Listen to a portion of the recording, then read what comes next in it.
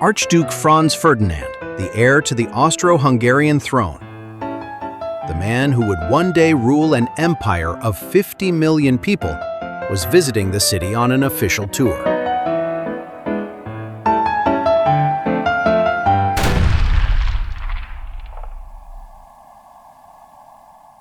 Earlier that morning, a group of assassins, young Bosnian nationalists who wanted independence from Austria-Hungary, had lined the motorcade route.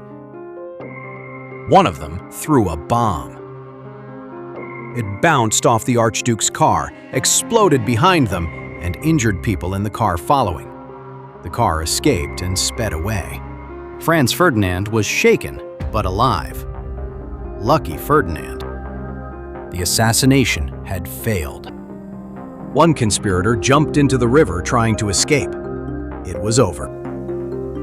But then, and this is the part that still doesn't feel real, the driver took a wrong turn. The driver realized the mistake and stopped to reverse. Standing on that exact corner, having given up and gone to buy a sandwich, was a 19-year-old named Gavrilo Princip, one of the failed conspirators.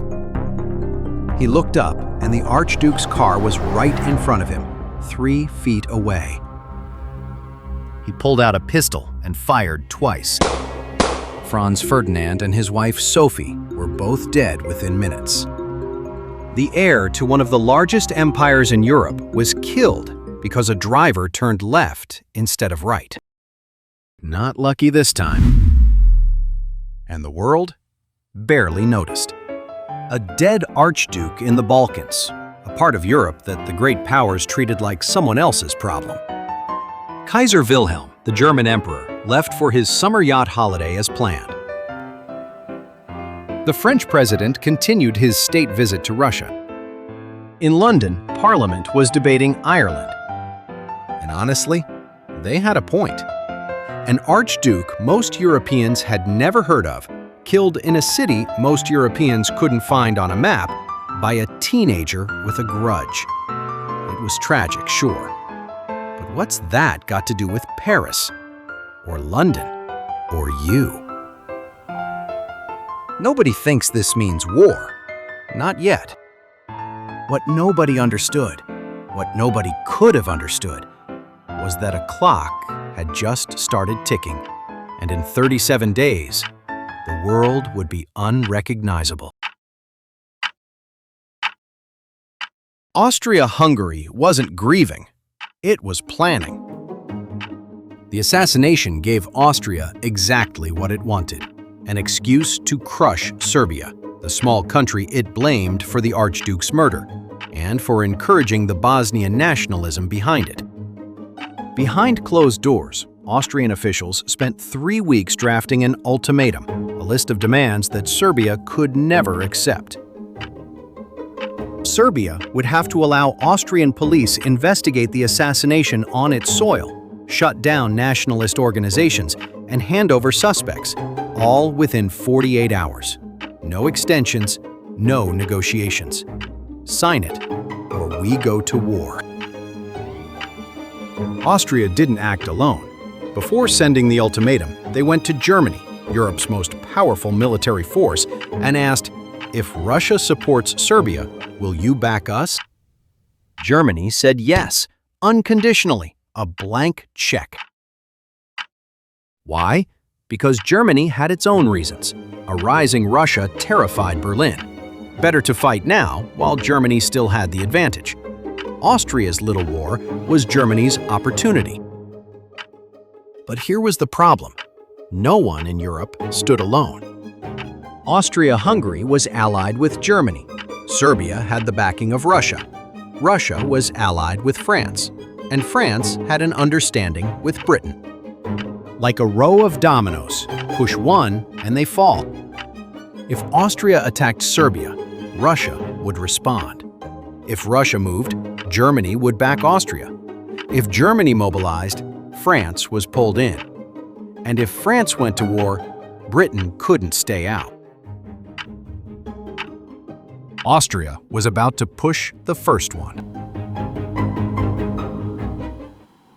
Behind the scenes, something strange was happening. The rulers of Germany and Russia, Kaiser Wilhelm and Tsar Nicholas, were writing to each other, personally, privately. They were cousins. They called each other Willy and Nicky.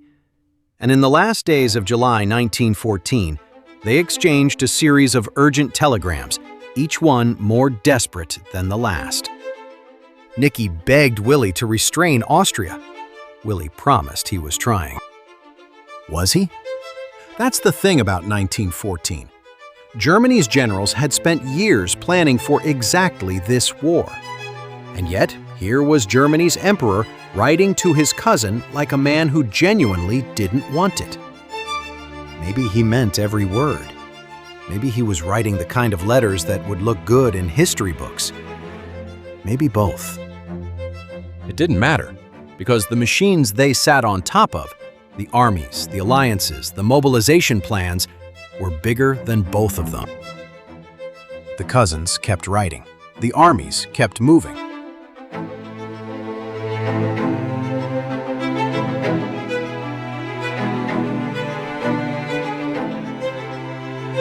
Austria declared war on Serbia. Russia began mobilizing its army to protect Serbia. Germany saw Russian mobilization as a threat and mobilized against both Russia and France. Each country called its move defensive. Each country's neighbors saw it as aggressive. Every leader thought the same thing. If we don't act first, we'll be caught off guard. Every leader thought someone else would back down before it went too far. Nobody backed down. And then, everything moved at once. France mobilized. Germany demanded Belgium allow its troops to march through. Belgium refused. Britain entered the war. Trains rolled out of every capital in Europe. Soldiers poured onto platforms, waving, singing. Crowds lined the streets and cheered. It felt like a parade. Nobody knew what they were cheering for. Once the armies started moving, they couldn't stop. But nobody worried. They'd all be home by Christmas. Most of them never came home. By August 4th, 1914, Europe's 5 greatest powers were at war. And because those powers ruled empires that stretched across the globe, the war spread with them. Over 30 nations declared war. More than 100 were pulled in through colonial links and alliances. Europe's problem had become the world's problem. It lasted 4 years. 9 million soldiers died. 20 million more were wounded. Entire towns lost every young man they had. A generation was erased. And most of them never understood what they were fighting for. Because there was no great cause, no clear villain, no noble purpose. Just a web of alliances, a stack of ultimatums, and 37 days when everyone assumed someone else would blink.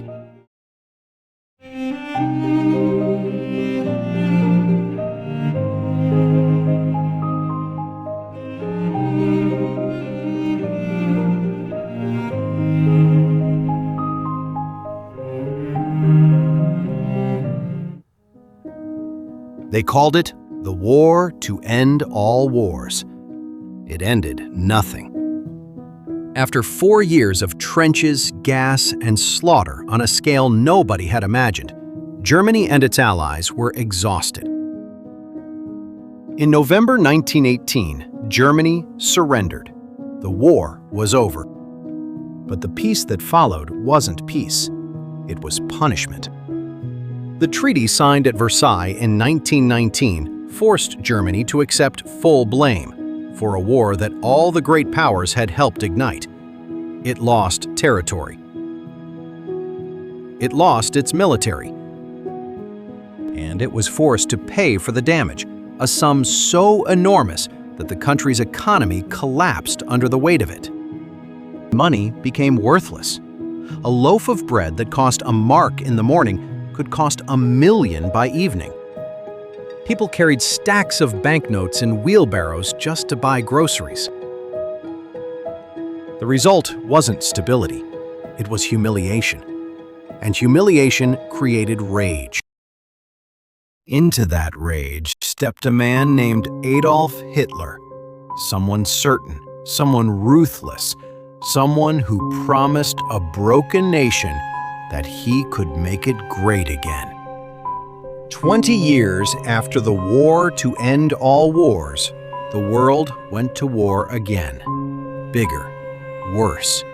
60 million dead. The peace that was supposed to prevent the next war had built it instead. The war that began with a wrong turn in Sarajevo ended, eventually, with a mushroom cloud over Hiroshima. That was over 100 years ago, and the lesson still hasn't been learned. Every modern crisis follows the same pattern. Each side takes one more step, convinced the other side will stop first. Each step makes the next step harder to reverse.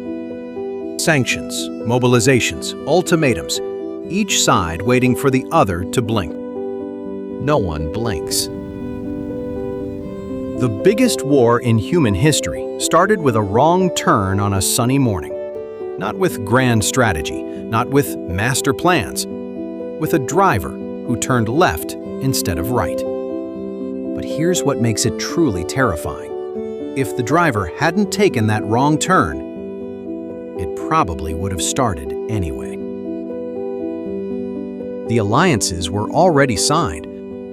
The armies were already built. The plans were already drawn. The system just needed a spark. Any spark.